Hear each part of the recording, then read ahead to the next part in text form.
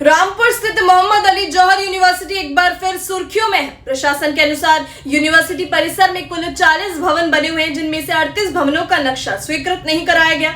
इसी आधार पर प्रशासन ने इन भवनों के खिलाफ कार्यवाही की तैयारी शुरू कर दी है।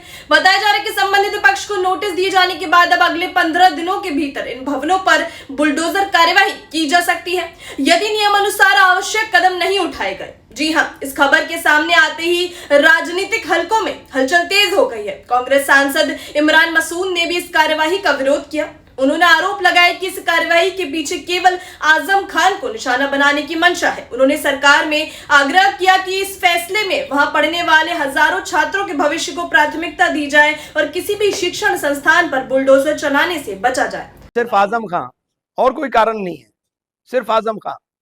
और मैं बार बार बोलता हूं, आज भी बोल रहा हूं और सबसे गुजारिश कर रहा हूं कि कम से कम खड़े होकर के बोलिए।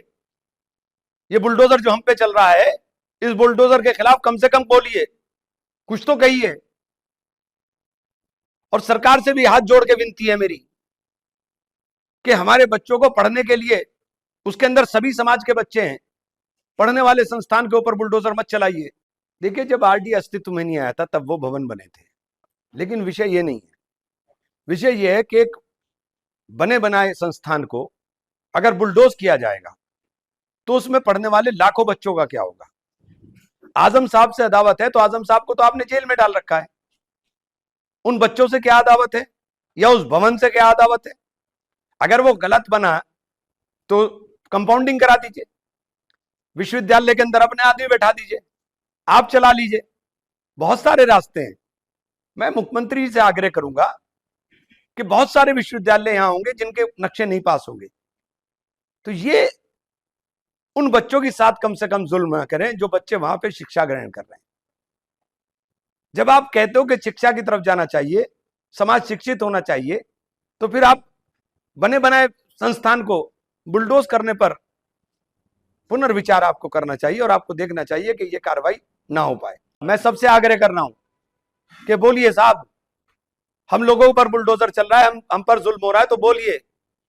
सिर्फ आजम साहब के नाम की वजह से अगर एक संस्थान को ढाया जा रहा है तो इसके अंदर कुछ करिए।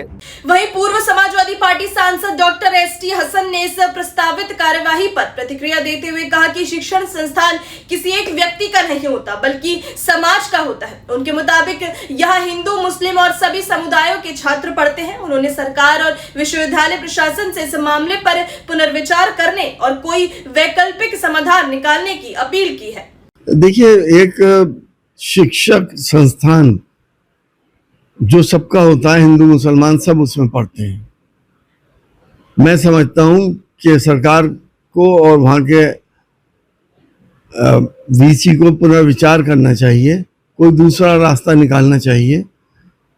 शिक्षक संस्थान वैसे ही कम है और बड़ी मुश्किल से बनते हैं, यूनिवर्सिटीज़ वैसे भी कम है।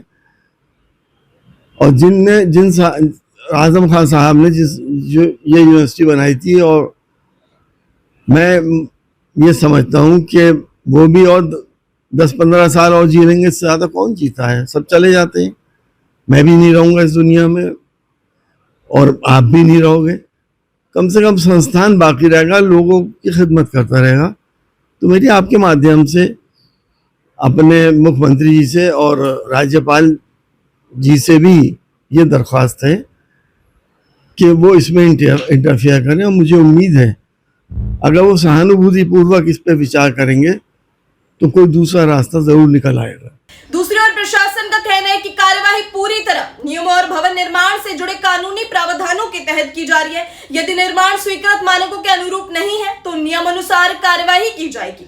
अब सबकी निगाहें प्रशासन की अगली कार्यवाही और इसी मामले पर संभावित कानूनी एवं राजनीतिक घटनाक्रम पर टिकी हुई है। रॉयल बुलेटिन वीडियो को लाइक और शेयर कीजिएगा, हमारे चैनल को सब्सक्राइब करना मत भूलिएगा।